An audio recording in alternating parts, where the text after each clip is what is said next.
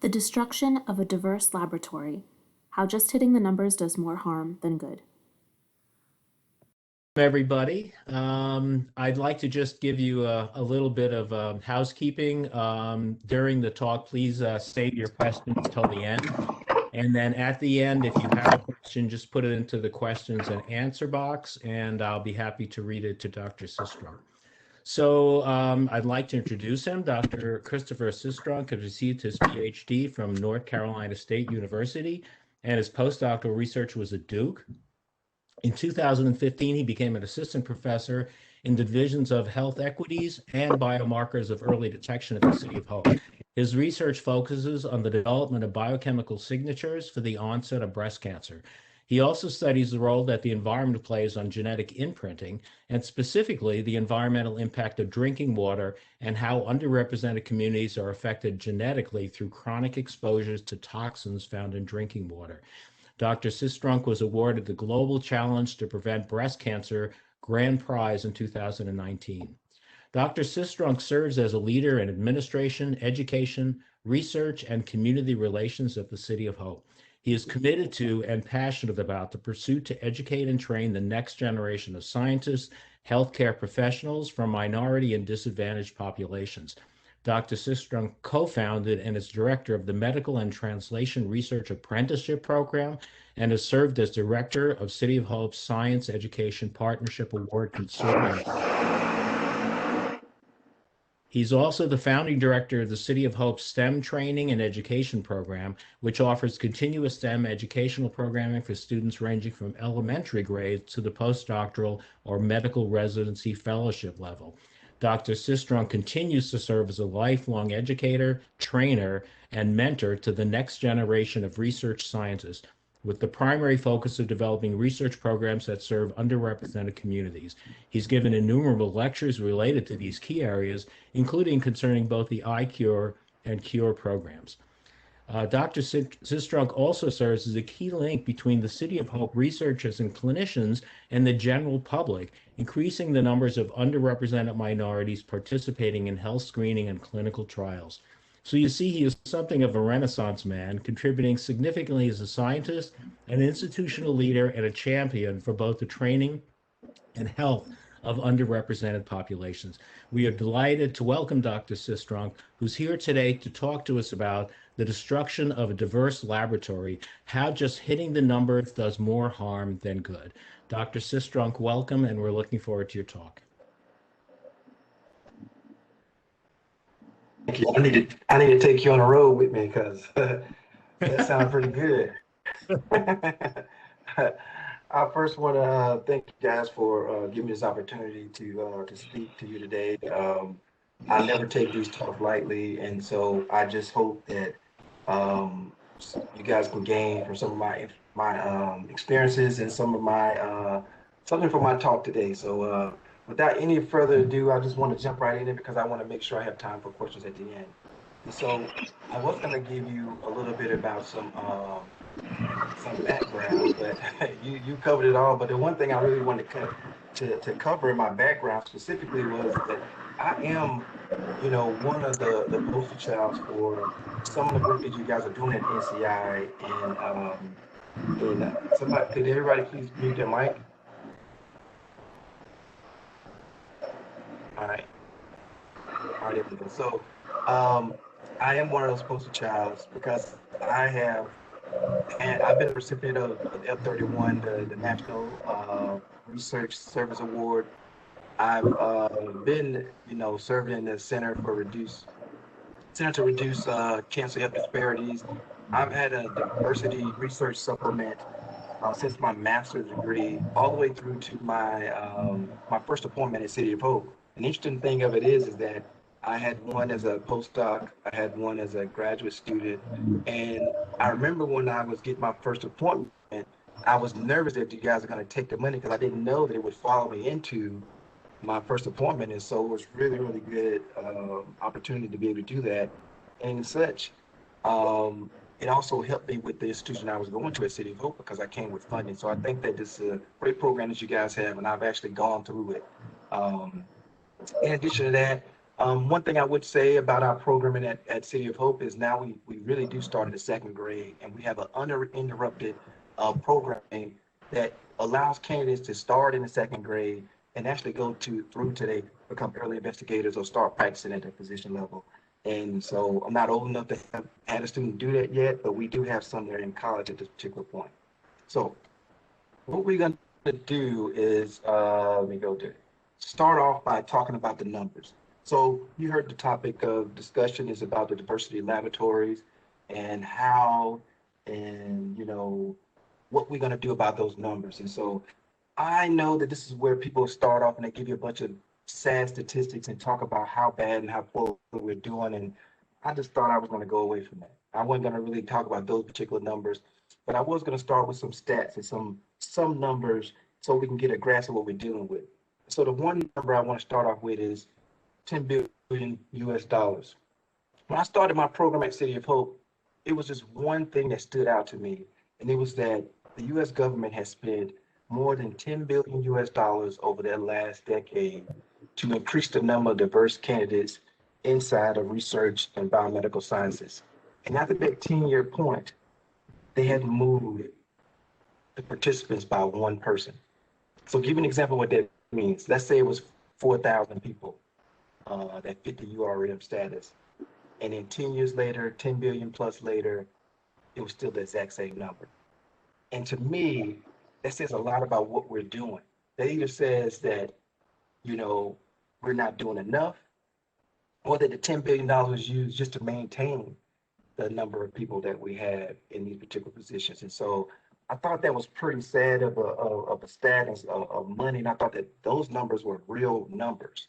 And another number I wanted to talk about was less than 0.1%. And the reason I want to talk about less than 1.1% is because this is a real number. Of the total global population, less than 0.1% reaches the level that most of us have reached at doing research, PhD level, postdoc level, even doing at the master's level. Less than 0.1%. When you think about biomedical sciences and the research that we do is even lower than that. That means that we are at the top of the food chain when it comes to intellectual capability. We can solve this problem. I don't think we have a problem with trying to figure out how to do this. We just got to put our minds to do it because we are at the highest level of academic, skill set. So I don't think that it's a problem that we can't solve. And so these are the only two numbers I really want to speak about at this particular point because this is something that we can do. I don't think we can't do it. I think that there's no way that we can solve some of the things that we're solving right now, like coming up with a vaccine for a pandemic in less than a year's time. That's effective. I mean, we can do this. So I'm going back to the title. The destruction of a diverse laboratory. How just hitting the numbers does more harm than good. So this in itself is a provocative title. And a lot of my colleagues are like, why do you make such titles like this? I was like, I really want to get people to come and listen. But having a provocative title without having a provocative talk is a waste of time. So hopefully I will have provocative talk to go with this title. And so some of the things I want to talk to you about are my experiences as a mentor, mentee, and some of the experiences of some of my mentors and my mentees have had in themselves. And so the really thing I want to do is drive home this point. This is not a time, and this is not a talk that's going to focus on pointing out the bad actors or actually pointing the finger at, why we're not doing so well and who the people are and what we need to do and how we can subtract it. This is not what this is about. What this is about is to give you some insight on some different perspectives. And at the end, hopefully, we can change our mindset from thinking about this in such a way to where we switch to the idea of empathy in action. Not the word pity, empathy and also action. Because I've done talks before and I've seen people leaving their touched by the talking like, wow, this is a good this idea, we should do this. And they have the empathy, but then they go back to doing what they're going to do. Doing what they were doing before they came to the talk. So this time we really want to talk about empathy, and we also want to talk about the action that comes with that empathy. And so let's start. I didn't give you the whole big those numbers, and I didn't talk about those numbers because I really wanted to spend the time talking about this survey I have from you guys. And I know you're tired of surveys, and I know you're getting ready to get the buttons to push on your computer and your keyboards, but it's not that type of survey. You just do this yourself. This is a self-assessment, a self-test. that I wanted to start this with. And so with this survey, I want you to think right now, what does your lab look like right now? And if you're somebody who's administrating, like, well, I'm not in the lab, well, the lab that you're affiliated with, or the closest lab that you walk by every day, what does that lab look like? Or is it the lab that you go and get your COVID test or visit for medical reasons? What does that lab look like? What does it look like right now? Is it a homogeneous lab? Is it a lab where everybody looks alike? Is it a lab where most of the people went to the exact same type of school, whether it's Ivy League or is it a farm system where, we get all our students from UCLA, or do we get them all from Stanford or ACC or the Pac-10? What does that lab look like? Are the cultures the same? Is that lab only depicting one culture or a set culture? Is that lab a lab that just, everybody come from the same background? This is the self-assessment I want you to think about. And while you're thinking about it, I want you to think about what differences do you see in that lab over periods of time? And while you're thinking about that self-assessment, I want you to do another thing I think, for this self-assessment. How would I fit in that lab? Right now, you can't see me. If we were speaking, you could see me completely. I'm 6'4", 265 pounds. And African American male, in case your camera, you can't see me. And here right now, I have, done a couple of things in my career, but I'm talking about not the me, but the one when I just got out of undergrad or just got out of a master's program. How would I fit in your lab? And I'm talking about the Chris that was a little closer to my urban upbringing, where things were not as polished, so to speak. As a matter of fact, let me give you an example or scenario. Better yet, let me give you a story that I had when I was getting my master's degree. So I went to an HBCU, and I was getting this opportunity to work in this research laboratory. And so I went to this research laboratory, and because a lot of people had passed on it. And I was like, well, why? Why are you going to pass on it? It's like, I just don't want to go there. So I go, and then because I went to HBCU, they had a test they had to give me before I came into the lab.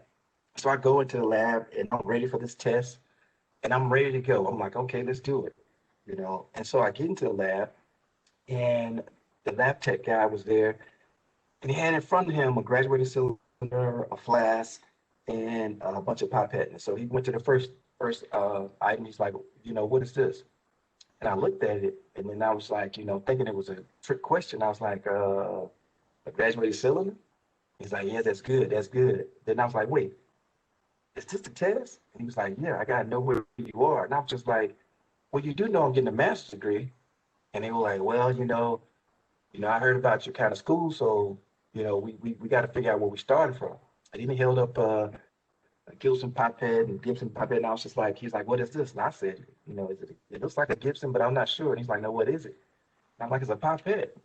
And so I did this song and dance. And so I was very green in the sense. And so most would have took offense, I just felt sorry for him. I didn't really take offense. I was just like, let's get it over with. But I come to find out that, people going through that could have really did a lot to them, a little lot to me as well, but it didn't. So I didn't tell you a story for this. I told you this part. I told you a story for this right here. So I do well in the lab and I'm doing well. And now is the research project we're working on. And the PI calls me to his office. And now at this place, they had a dual office. They had a person in the front office and somebody in the back office. So his office was in the back. And so I go in the back. He goes on about how he wanted the project to go and it wasn't going well. And so he just started dropping F-bombs left and right. And he was going on and on. And so I'm just sitting back and, my job's a little rough around the edges. And so I'm just sitting and I'm looking at him. And so I'm like, okay, well, he's cursing. He ain't cursing me. And then he eventually started cursing me. He was calling me, MF this and going on. And I, not having the training I have now, said, oh, okay, so, man, you got to step outside. And he was like, what? I said, well, I'm from, when you talk to somebody like that, then it has to get physical. We got to step outside. And he's like, well, no, that's how I talk. I said, that's not how you talk to me. And so he said, well, I'm going to go outside. I got to go outside. And I got up to go with him. He said, no, no, no, you stay here. And he left. And so the person who shared the office on the outside, she came in. She became a very senior person at this institution. But she said, bravo, bravo to you for standing up for yourself. He talks like that to all the people. And I was like, who lets somebody talk to them like that? And she said, I don't know.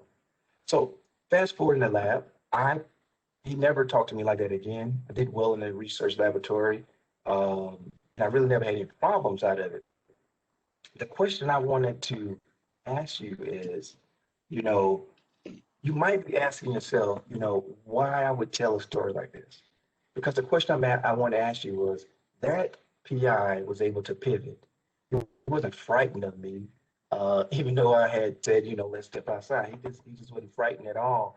And he was able to pivot and to change the way he did training, just because it was not a way that I was receptive to. Now, I know some of you are like, well, I'll never do that.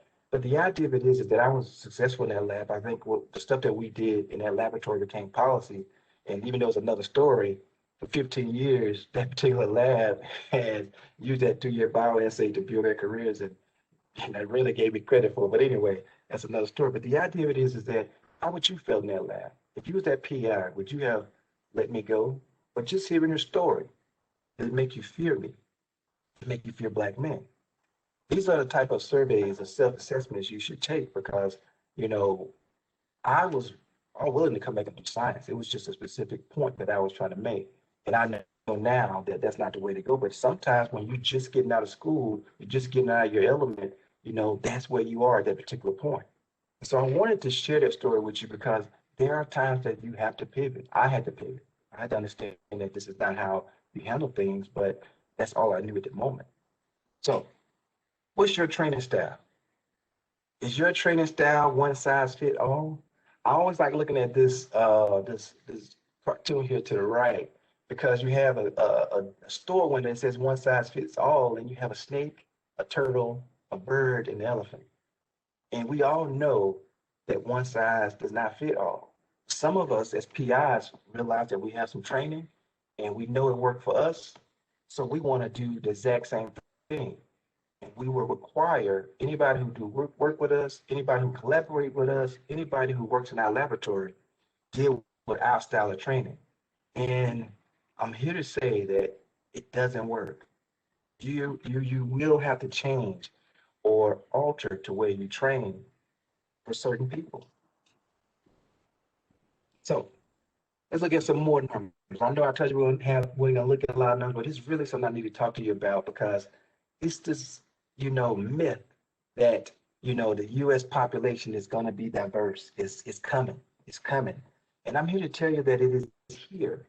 Because if you really think about it, when I first started doing this, I think in 2015, when I first started doing some of this, really, really diving into doing a lot of diversity work that I was doing, I was always working in it as, volunteering and things of that nature, but professionally, when I started looking at this, the number was, 2050. 2050 is when United States is going to be a minority majority country. 2050 was the number. Then it was 2040. And now it's like 2035. Because what you can't account for is the underreporting that happens or things that take place like, numbers and areas and things like that not really, really matching up. But here's the thing that's a real fact. As of 2020, anybody that's 18 and under with their peers are living in a majority minority population. Let me say that again. If they're 18 and under, that population is a majority minority population. So it is here. The U.S. has a diverse population. So we don't have time. It's happening in our lifetime. So we got to make changes and we have to do things right now. So what are you saying? How does this look? How are we preparing? I know how you're preparing. I know how most institutions are preparing. D&I work, right? Yes, they say D&I, and some of them don't even know what D&I means. It's diversity, equity, and inclusion. But here's the thing about it. We have gotten so used to saying D&I that sometimes it just say D&I. We say it so plain like people say DNA. And just like the layman or the common person has no idea what nucleotides are and how important and how impactful they are, the same way our community as researchers lack the ability to understand how powerful and how impactful D&I work is. We make new hires. We hire people who are not qualified. We hire them just to come in and fix the mess that we have, and we just want it to go away. We're not really looking at, how is this going to play out? How are we really going to do this? What is our strategic plan? And then we look like we're playing a game of music chairs sometimes, like musical chairs sometimes, like we trying to wait on the music to stop and we got to grab somebody. So we're in this scurry without really, getting the ideas of what we're going to look like as an institution, what we're going to look like, really, 10 to 5 years from now. So we do recruitment. We do have chief diversity officers, and we have people who I find fascinating who work for a company 15, 20 years or institution 15, 20 years and had nothing to do with increasing the diversity. And then all of a sudden, when a big job comes up that pays more money, more prestige, all of a sudden they become the right person for it. Not to say that they can't do it. It's just that, this is not a job, it's a career, it's a passion, it's something that you have to want to do and want to see succeed because it's hard work. So the real question is, what does it look like? What is your plan? What is the plan of an institution? What is a plan? What is the plan for any higher learning education place? What is the plan? Is it to do more of the same? Because we already know what the same is, right? Let's take a closer look at some of the common practices that take place when you're hiring diverse talent. Okay, so this is what happened at first. You hire new diverse talent. And I put kids up here for a reason because what you got to understand, and it's not with just diverse talent, it's with all talent. When we come to a new position, we remember that this is a goal that we've had for a long time. And so we show up like kids, eager to learn. We're staying late. We're working crazy hours because we just so happy to be here. We want to impress. And this happens. This happens with diverse talent as well. You saying getting a PhD is 1 in a million, it's probably 1 in 10 million for somebody, who coming from a disadvantaged background. So they have everybody counting on them. Their whole entire generation, their family, everybody is talking about the job that they had, the job that they landed. So when you first get here, it starts off very slow. You're very happy. You're there, you're around, and you get in a situation. And it's not all situations, but this happens in some situations where you get there and the people that's close to you in the labs or in these positions, they wanted somebody else to get the job, or they're unhappy because somebody left the job, and now you're there smiling and happy to be there, but you don't seem to feel, that same type of joy from the people that you're working with. Before long, because you're the only one, because it's not many like you feel like you're an outsider. Feel like there's a circle that is there that you can't seem to get in. And then before long, there's a level of scrutiny on everything that you do. And sometimes, and I will say sometimes, it is exaggerated because of already feeling the isolation, the loneliness, and the imposter syndrome that comes with being one of the many few that actually get into this field. But it happens, you know. Then you talk to yourself. I can just do the science, it'll work out. It'll work out. Just let me do the science. And so they talk to themselves, and if they can just do the science, they feel like they can get through this because you know what? This happens with everybody.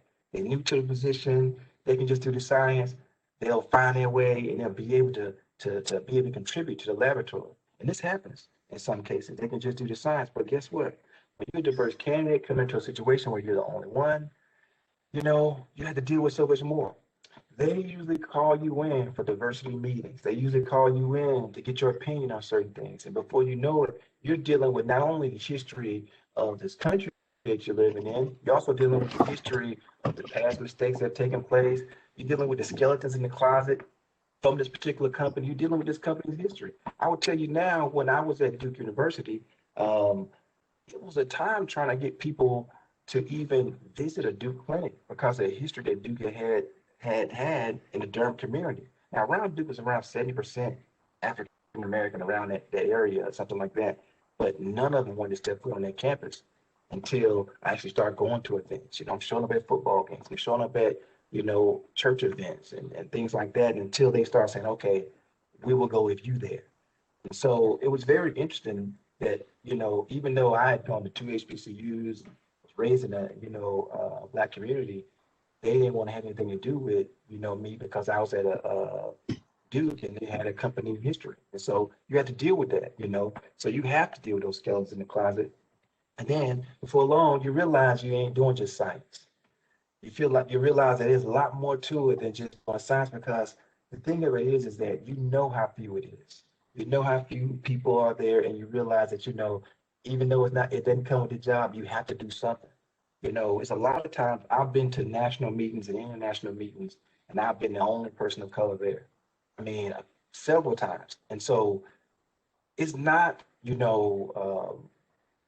not a feeling that you can never get used to, because you're thinking, man, this is 2019, this is 2020, this is 2018, and I'm still the only person here. I was at a digital pathology meeting, and this was talking about how they were going from reading slides to doing whole slide imaging. That was going to change the way they do diagnosis. Now they do primary diagnosis through whole slide imaging, but I was the only person there, that was African American. It was really an odd feeling thing, but moving right along, now you get a situation where now you got somebody who has to do all these things, not because they feel like they have to. They feel like they have to because there's no way they can go out and try to do this, with good conscience without trying to help when the institution needs help. So we go out and we do it. So you go out and do it. And the institution loves you for it because they're like, hey, we get this taken care of. All of this happens. And before you know it, you feel like you're just holding the whole entire world. And guess what slips? That's science. It slips in the sense that, you're still capable when you're still doing the science. You're doing so much more for an institution. You're doing so much more for an institution. You're now building, bridges with the community and institution. You're now building opportunities that allow the institution to have a better footing on what's diversity, how to increase diversity. Now you're becoming a landing spot for diverse talent. The word is out. Guess what? When it's time for you to go up for advancement, it's a stranglehold on you. Because even though you're doing more than science, even though you're bringing value to the institution, that's not what they hired you to do. But they really readily accept you to do, but it's not what they hire you to do. These are scenarios that really happen and plague, people from diverse communities when they come into institutions, especially when they're trying to do science. So here's what I will say to you. There's very little doubt to me about the ability to reach the numbers. We can all reach the numbers, no doubt. I can assure you, if your boss came to you and said, we need to have 15 people here of color, they need to be here, or URMs, I guarantee you can reach those numbers. But the point is, what are you going to do? Are you going to have those people come in and go through a situation to where they leave science altogether, never recommend people for science? It's not something that you really want to deal with. It's not something you want to do, because the more people you run out of science, the more they go and talk to their communities and offer other opportunities or other options for the people that they know versus inviting them into this field. The real situation is, without a plan to change the strategies of the past, we're going to continue to struggle, waste time and resources, and run great minds out of science. Here's something that you probably don't know. Some of the brightest, some of the brightest stars that I've seen going through the ACR and dealing with things when I go through the cancer meetings and things, they have just dropped off the map and just started just teaching. And they go to HBCUs or minority serving institutions. And I always ask them, I was like, so why do you, what happened? What made, it was like, here I can just do science. Here I can just train people to do science. It's like, I don't have to be the residential or the resident African-American opinion for everything. There was like, sometimes they just want to do the science, and, it's not harm by institution for them to ask, because they want to make sure they're making the right steps, but that is an institutional burden that you're putting on staff that you're not accounting for. So let's think about it. What do we really need in these situations? We need to be specific. We need to have a plan in order to make this to work. Here's what I'm talking about. There needs to be an institutional plan. And before I get started, this whole trickle down, trickle up stuff does not work. You can't say, let's just start the lab and not have a plan at the department. You can't say, let's just start an institution and not have a plan for the department or the division or the lab. And so I think, in my opinion, in order for this to work, and the way I've seen it work is you have to have an institutional plan. An institutional plan certainly need to be the mothership, so to speak, of plans, but there also need to be a division plan. There also need to be a department plan. And being at the federal government level, most of you know is you have a bunch of acronyms that get you all the way down to where you're going, but at each level, there should be a plan. There should be a plan in play, and there should be a plan in play for your lab. No longer should you wait on somebody to tell you what to do to develop your plan. You have to develop that plan for yourself. And here's the thing about it. If you develop a plan for yourself, you will no longer deal with a situation of waiting on somebody to do something by being anxious, like, well, I'm ready. As soon as they're ready to go, they'll approve it. If you got a plan, they will, if it's sound, they will approve it. But here's one thing, I'm gonna let you know the secret that underrepresented minorities know and we see, is that we have to get away from, I call it the Highlander plan of train of thought. And so this is a movie back in the 80s. I'm definitely dating myself, but it's a movie back in the 80s, and the reason I call it the Highlander plan because one of the slogans of that movie was there can only be one.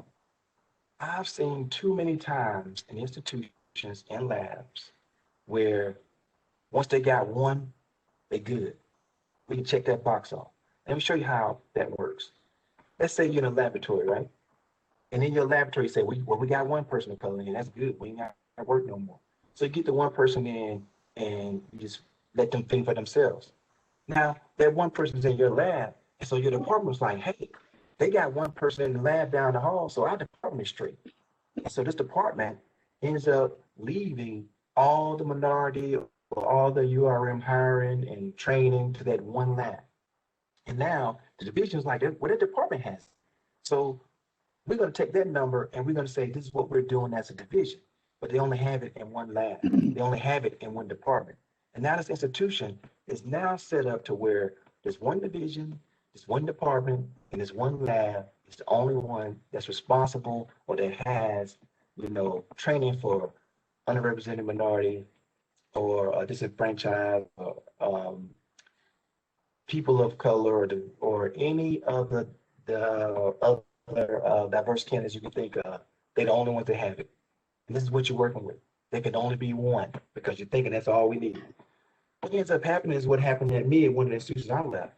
We left the department and we left with 98% of the of the diversity of the entire department, which means division was down, which means the institution was down. And they were all thinking like, what happened to all that diverse work we were doing? Well, it was all in one lab. And the lab wasn't that huge to where we could just take everything. It's like 15 people probably. And so you don't want to end up in a situation like that. Everybody needs a plan. Everybody needs to set up a plan and develop a plan for the strategy on their own. So let's talk about the true value assessment. No one is talking about special treatment. I like to hear that at some of these meetings I go to for workforce development. It's like, oh, that's special treatment. No, it's fair treatment.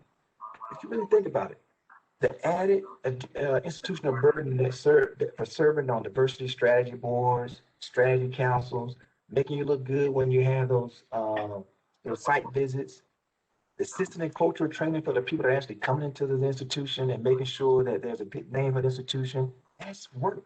That's all work. And one of the biggest things is when you validate to reassure that this institution is a good practicing institution to the community, that is huge. I've seen places where I've gone and done research and I've reached out to the community where we've increased screening practices and people being a part of clinical trials by almost 200-300%. And once we stop, it stopped. So this is real value. And you cannot put a value on the literacy that you increase, the scientific literacy that you bring and increase in the community that you're surrounded in. And so these are all things, these are real valuable things. And in addition to that, there's another thing that happens when you come to the institution too. And I'm just going to call it what it is. The exploitation of the likeness of the people that work in your research facilities sometimes, where they're put on posters, put on advertisements to show that, hey, we're good actors, we got diverse talent, and they are part of marketing and reaching out and showing people how well you're doing. These are all institutional burdens that does not come in play when you talk about promotion, when you talk about, evaluation of this candidate. And some of these burdens are happening to diverse candidates, and it's a lot. So these are things that we can change. So here's what I want to tell you. We are in a division, or we are in a field that we work and we operate like the farming culture. And the reason I say we operate like the farming culture, because that's what we do. Except for in our field, we only really focus on harvesting. Everybody wants to harvest. You can hear it. When a job comes open, we want diverse talent. We want the best, the brightest. We want them all. We want them to come here. We want them to do their best job. And we only want to harvest. Real question I got to ask is, we can't plant seeds. We can't water something. We can't till. We can't do some weeding. We can't operate except for when they become PhD or postdocs. We can't operate until we already know that they are viable candidates. There is not a research laboratory in the United States that's not closely related or linked to a public school system. We can go to the public school system. We can judge a science fair. We can just show up on career day.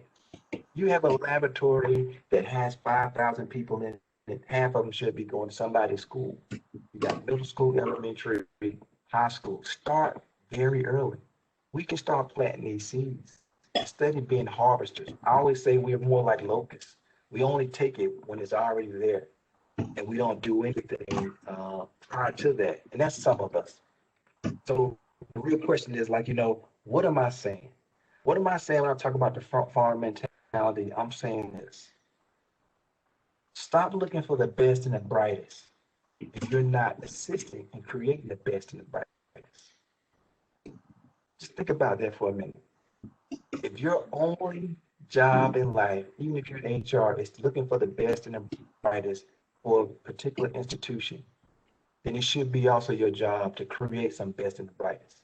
From any level you start, just get in there and just give it a start.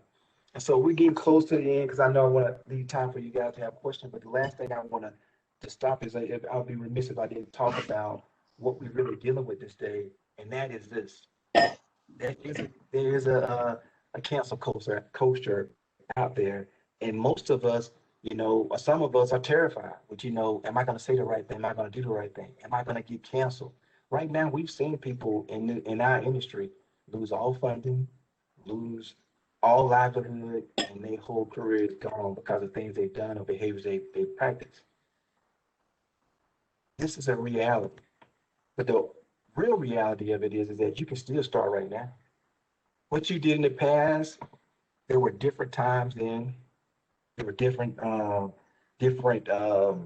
things that were accepted then. You can change that right now. You can all give an opportunity. You all give an opportunity to start. And I always say, when you want to start, just start. Don't worry about when or where. Just give it a start. Think about it like this. When you're thinking about a cancer culture, you think about what you might not do. I encourage you to get students, to get interns, to get postdocs. They will keep you sharp, they will keep you young, and they also will keep you in the loop on, what's really happening. You can learn a lot from them, and they can learn a lot from you. But the real key to what I said in that was, I didn't say get a student. I didn't say get a postdoc. I didn't say get an intern. I used the word plural. The idea of just bringing the one person in, when they're going to change everything, when they're dealing with a different culture themselves, it's a lot to ask. And I know that these appointments are not growing on trees. So partner with another lab. If you only got room for one, partner with another lab so that you guys can get together and help cultivate the new talent. Because the idea of it is that, we are dealing with a newer generation, and they have no patience. They grew up with microwaves and swiping on their phone. They don't even know what a cord is on a phone. So we're dealing with a different situation. And I will tell you this, you can always ask for help. I have mentored entire divisions that I don't even work at institutions that I don't even work for. I've helped them with their diverse recruitment and things of that nature, and help them, not step in, put their foot in their mouth. And I don't have a problem doing that. I mean, so if you feel like, I just need somebody to just show me where to start, I can help. No doubt about it. If enough of you ask, maybe NCI fund a task force for us to do something like this. But I want to end it right here. And I always put pictures up of some of the kids and things that people I worked with in the past. I do have time for questions. This is my email address. I hesitated about putting it on here, but I'll say, let me put it on here anyway, because if you do need help, if you really want to, be involved and be involved in this change, I can help you in any way possible. I would, and I will. Um, and I know, I get busy, but I do reach back by email. It may take me a while, but I do get back to you. The sooner you reach out to me, the sooner I can definitely help. So right now, I just end and say thank you for your time, thank you for your attention, and I hope somebody didn't fall asleep. But yeah, I hope that something that I said resonated with you. And so right now, I will take any questions. Thank you again.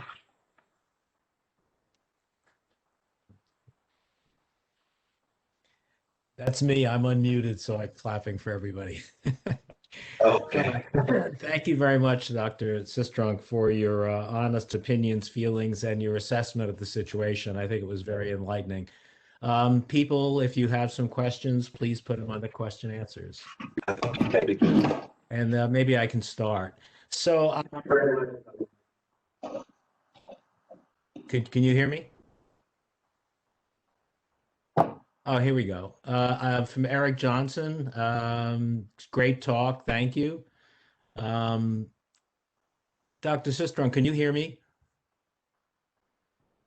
I can now. Oh, okay, good. I can So hear you I now. had a question I for couldn't hear you you. before. Okay, I have a question Okay. for you. So to me, there's sort of at least a two-edged sword. One is changing the culture, and of course, the phone rings here now. One is the culture, and of course, the other one is the pipeline, and I think they're interrelated. So my experiences was very important in the past, and I was in middle school. I had an African American man teach me science, and he absolutely hooked me. So my most of my career decisions were really based on that experience. So for me, it's very important to people to come in and get exposed to scientists very early and have role models very early. So, I really appreciate what you said, about bringing people into the community, into the science, not just having one. So let me ask you, how can we get people who are in middle school, not just college summer interns, but actually go down and get these people really engaged so they get excited about science and want to make a whole career out of it? To me, that's such a key part. I wonder if you could share some of your thoughts on that. Yeah, so the first thing that I did was the insurance curriculum that they have, and then each state has one. Is each one of them is different, and so what I do is I look at what they're going to be learning that year, and I know it's a lot of work, but anyway, I look at what they're going to be learning that year, and I reach out. I do cold calls to superintendents, to principals, and I think about developing programs that allow me to go out and reach these kids at these schools. But for the most part, there's not a school in the country that is going to turn down a scientist that want to come and just speak to the kids about science. Bring little hands-on experiences. So we have a whole curriculum together that, based on what grade they're in, you can do a little hands-on science project with them. Not a project, but like just something, an experiment. Like in some cases, we have Saturday science camps, and we still do them now. We do them virtually. Now we mail all the kits to the kids or have them come pick up the kits, but what we do is we actually let them put their hands on something. And by them putting their hands on something, whether it's making a DNA bracelet or have them talk about food and what's in food and stuff like that, they really, really get a kick out of putting their hands on something. And so when you're talking about the middle school and elementary school level, they just want to see something happen in front of them. I think Mythbusters and shows like that have taught them that there's some excitement in science, and so we gotta use those type of experiments for kids, and they have a ton of them. I mean, listen, they have a ton of them out there. They're relatively cheap, and we have partnerships all with a lot of third party companies that help ship us the things and the items. But somebody that's making like silly putty or something like that, they just want to see something where they can put on their hands and they can just touch. So that's the way I would do it. Just start out with a classroom. I'll give you one example. There was a teacher at NC State while he was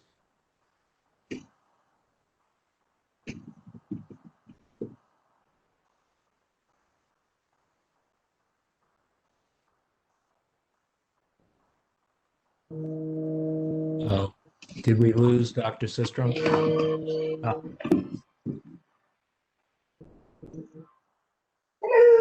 out of school, and all the kids and all the kids, knew about our institution because of something like that. It is. It's a Okay, very that's a good rainy, question. dreary day. I am actually just cleaning the house. I'm tin spooning. I think Julia needs to be. Julie, are you muted? Oh, God. Uh, all right. I got a couple of questions for you, Dr. Sistrom. Thank you for answering that one. I really do appreciate your answer. So Tony Davis says, awesome lecture. I would ask, with this new culture, do you feel they are really getting all the key values and meaning of the science aspects? I ask this because I'm a scientist and I help with my kids' homework, and it seems like the basics are being missed in this new lesson. Thoughts? Oh yeah. Yeah, they are throwing out a lot of stuff, just like the kids can't write in cursive anymore. They throwing out a lot of stuff, and here's what's happening with science. If they are not getting it from a third party like ourselves, like City Folk or other institutions, they're not getting it. They're almost throwing a lot of stuff out. Like right now, if you look at across the board, they are training kids to test well, they're training kids to behave well, and they're training kids to look super on paper. So even if you think about what they're doing with scholastic sports and gym, like we did everything from kickball to jumping and jump rope and stuff, they only focus on sports that are going to be profitable now in these schools. So yes, they are missing a lot. And so there are YouTube channels dedicated to this. I think it's like 8 or 9 channels that you can go to. There are different third parties where you have to pay, almost like you have to pay now for, playing the violin or doing acting. Science is becoming extracurricular now. And so it's a sad story, and it's need, and that's where our need comes in there, because now we're needing more than ever because they're not getting the basic science in class like they used. They just rubbing across the surface and running right to the next subject. And he's right. He's definitely right that these things are not being taught in school, and this is where we become a valuable asset to the communities. And think about it like this: name me one person where you make a positive impact on their child and their child's life that aren't indebted to you. You can make a real benefit for your institution. Right now, because of what I've done to kids and with kids around the City of Hope catchment area, City of Hope has positive, positive equity in these communities, because now the kids go on talking about us. Now their kids go around saying, hey, this is what I learned in City of Hope. And it trickles down to the parents. The parents understand that this is a place that, that's done something well for my kid. So yeah, Tony quickly writes back, exactly, writing is being missed and also phonics. It's very sad. So I have another question for you from Lee Guatkin, who's actually our communication manager in CCR. She says, I have received that request you shared from a PI to not excessively use their picture, and seen how my other communications colleagues jump whenever they see the few pics of our underrepresented minority scientists. How best to select pictures? I'm trying to lean on my team to get more real looking and diverse stock photos as opposed to the less diverse images of people who are clearly models. Any suggestions on how to do better? Oh, yes. So I can definitely, because I fight with my PR team a little bit about this. Here's the thing, have a conversation with them. Go and talk with them about what you're doing and what you're trying to do. Not only talk with them, talk to their bosses about what this means to the institution. And here's the thing about it. Don't put their picture on something and let them find out by not finding out from you. I'll give you an example. I was walking in Union Station in LA and I was just walking and this one elderly woman came up to me. She said, I know you. And I was like, no, ma'am, I don't think you, I don't think so. And then I was like, well, maybe because I did a lot of screening options. I said, maybe at the breast. She said, no, no, I know you. She said, you're that fella. And she pulled out a brochure from City of Hope and it has my picture on it. And it had, with a gray suit and a pink tie, but I can't wear it anymore because it's on everything. And she said, yeah, you're that fella at City of Hope. And I was like, wow, I was blown away because first of all, I was thinking like, wow, my mom would love to see this. And I was thinking that, wow, how could they put me on a publication without letting me know? So I felt some kind of way about that. I don't mind. And you will find out a lot of people do not mind helping, but what they want to do is feel like they're part of the process. They feel like they're part of the team versus feeling exploited. Because at that particular moment, I felt some kind of way. I was like, wow, they couldn't tell me. They couldn't even show me, what the picture's not a picture that I find flattering. These are things that you should just ask. And I feel like if you work with them or work with the people you want to use on there, do real stories about them, they won't have any problem with it. But the idea of doing one story and then just running with pictures left, right, and center feels like a little bit you couldn't do with talent. If you hire somebody, you couldn't do that. So Okay. I would say this benefits, yeah, this benefits institution. Go ahead. All right, great. Thank you. I got some more. Gary Ellison writes, thank you, Dr. Sistrunk. I really appreciate your talk. Perhaps you said, and I missed it, but how have you navigated the additional work associated with diversity at your institution and reconciled it with the need to publish and get grant funding necessary to climb the career ladder you spoke of? Well, that's a good question. Oh, that's a great question. Here it is. I just so happened to get a job at a place that took a flyer on me. I went into the role knowing that I wanted to do the research, but knowing full well that my passion is growing the next generation of scientists. I just wanted to do that. And I was able to get a role that would allow me to do that. But here's the thing about it. You can publish. So as scientists, we're taught, and I say this all the time, only sheep can make sheep, which means if your PI that you chose to work with has the one, I call it the Barney Fife method, the one bullet, we get an R1 grant, we do basic research, or we do translation research, we publish.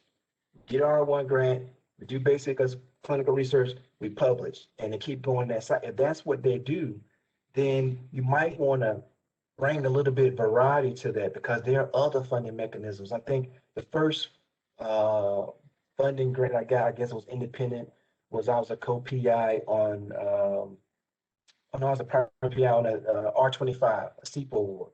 And it's a big grant. And of course, they wouldn't consider it as a large grant to money when they grant. It's like, wow, it's a lot of money. And then it's funny that it's like that, but it is. That's what they really care about as far as promotion is concerned. And then an R25.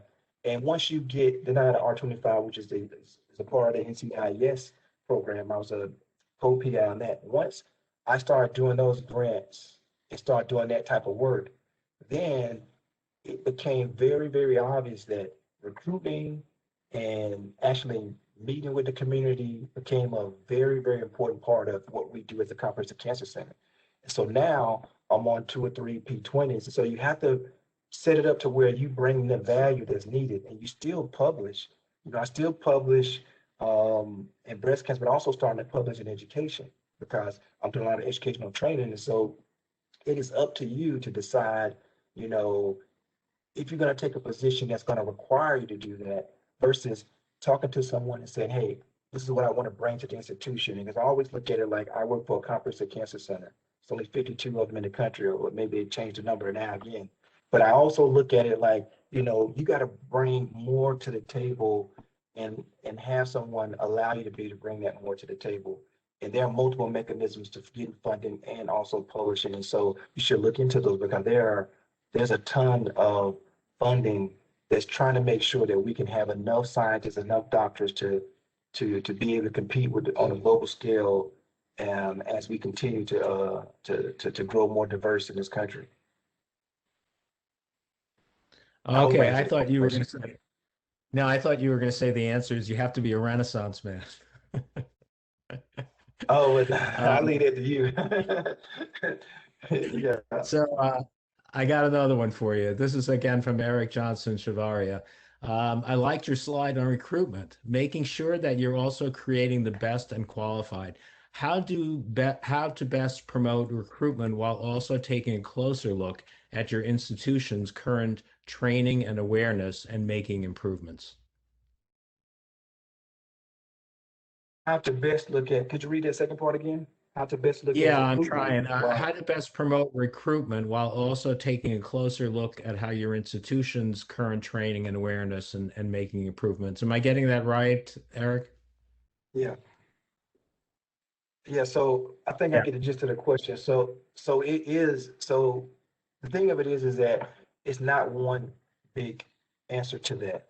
There are multiple answers to it. The first thing you should think about is you should tell your company or your institution to pause on recruitment if they have no plan for retention. Why become a farm team for somebody else? And that's what happened with a lot of these institutions. We recruit them, we get people feet wet, they understand what they're doing, they bounce because you have no plan to have them stay, you have no plan to change the culture.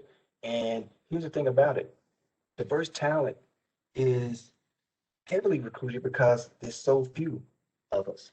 I like to call myself sometimes I'm like a unicorn.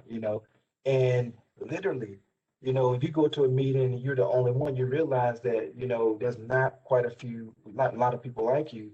And so talk to your institution should work on what is our culture around diversity? What are we doing once people get here? And like I said, not special treatment, but just fair treatment. Do we promote well? What happens when somebody leaves this institution? Do they leave on good terms, or do we always have a negative connotation? Do people think about us negatively once they leave here as diverse talent?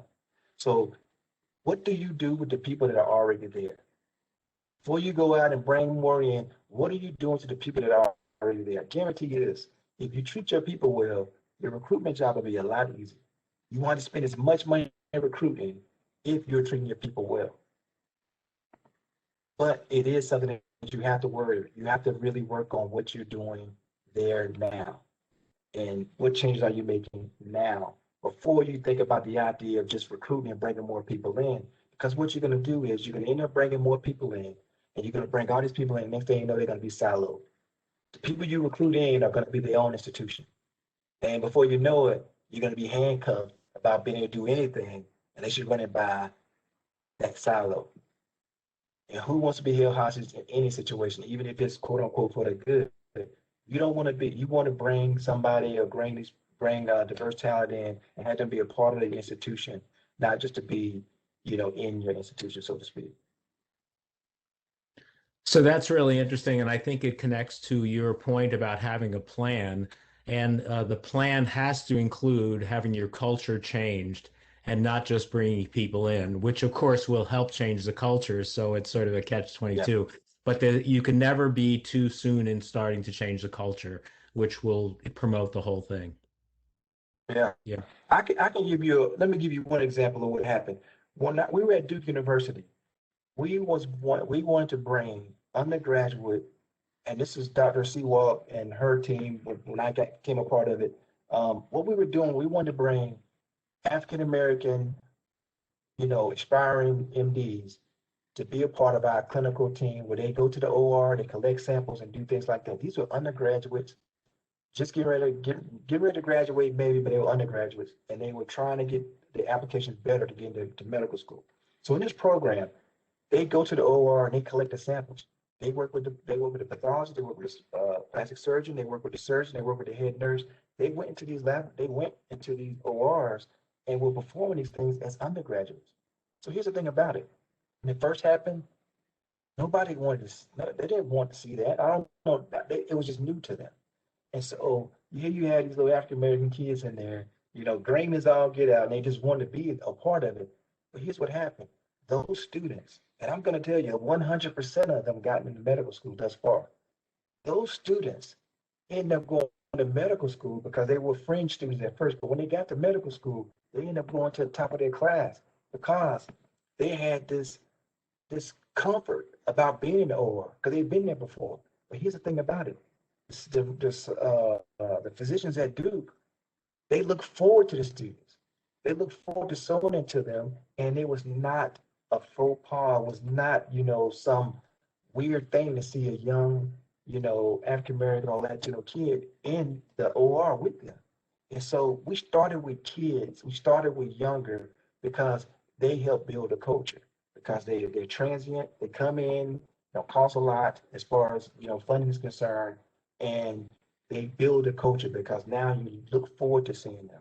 I think we do the same type of things at City of Hope as well. We just keep bringing students in to where now it's commonplace. And that's what you have. That's the way I look at it. I feel like I look at it like we are really sewing into the kids' lives as well as sewing into our institution to where now when they come back, when these students come back, we don't have to recruit them hard to come work at these places because they've been there as kids. They've been there and they want to come back. And this is what, these are the things you have to think about the long plan. This is what you're going to have to do. You can't start at the very end and think you're going to get loyalty.